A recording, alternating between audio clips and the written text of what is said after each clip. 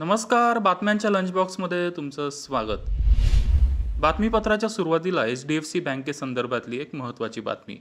HDFC बँकेने नोकरी सोडणाऱ्या कर्मचाऱ्यांना दिलासा देणारा निर्णय घेतलाय. राजीनामा दिलेल्या कर्मचाऱ्यांना आता 90 दिवसांच्या जागी केवळ 30 दिवसांचाच नोटीस पिरियड सर्व्ह करावा लागेल. या नियमामुळे बँकेत काम करणाऱ्या कर्मचाऱ्यांना जास्त स्वातंत्र्य देण्यात आलंय. 2025 पर्यंत जपानला मागे टाकून भारताची अर्थव्यवस्था जगातली चौथी सर्वात मोठी अर्थव्यवस्था होऊ शकते, असा अंदाज नीती आयोगाचे माजी CEO अमिताभ कांत यांनी वर्तवलाय.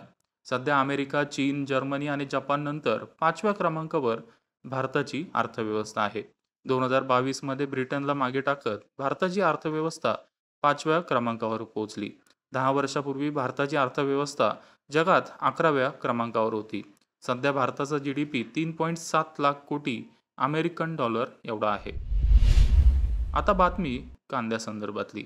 कांद्याच्या दरातील चढ उतार कमी करण्यासाठी केंद्र सरकारने यावर्षी बफर स्टॉकसाठी 5 लाख टन कांदा खरेदी करण्याचं नियोजन केलंय.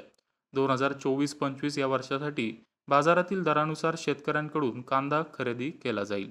कांद्याचे दर वाढल्यानंतर बफर स्टॉकमधील कांदा केंद्र सरकार बाजारात आणतं, त्यामुळे कांद्याचे दर प्रमाणापेक्षा जास्त वाढत नाहीत. आता बातमी सोन्यासंदर्भातली. सोन्याचे दर वाढल्यानंतर गुंतवणूकदारांनी नफा कमवण्यासाठी एप्रिल महिन्यात गोल्ड ETF मधून 398 कोटी रुपये काढून घेतलेत. मार्च महिन्यातही गुंतवणूकदारांनी 266 कोटी रुपये काढून प्रॉफिट बुक केला होता.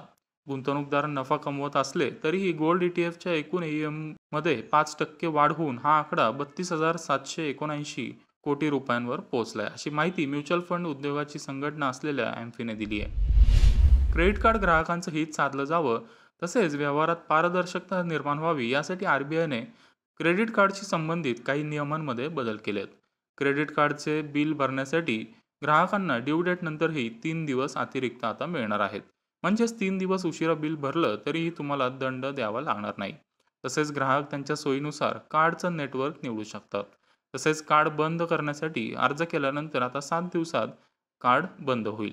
कार्ड जारी करणाऱ्या कंपन्यांनी 7 दिवसाच्या आत क्रेडिट कार्ड बंद न केल्यास कार्ड धारकाला दर दिवसाला 500 रुपये याप्रमाणे नुकसान भरपाई म्हणून द्यावी लागणार आहे.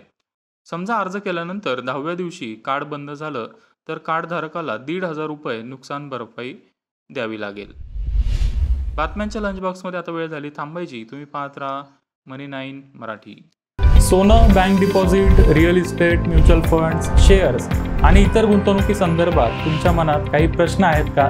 काळजी करू नका. आता तुम्ही हे प्रश्न थेट अर्थविश्वातल्या तज्ज्ञांना विचारू शकता आणि तेही अगदी मोफत. मनी 9 ॲप डाउनलोड करा आणि लगेच तुमच्या मनातल्या प्रश्नांचे उत्तरं जाणून घ्या. प्रश्न तुमचे, उत्तरं तज्ज्ञांचे.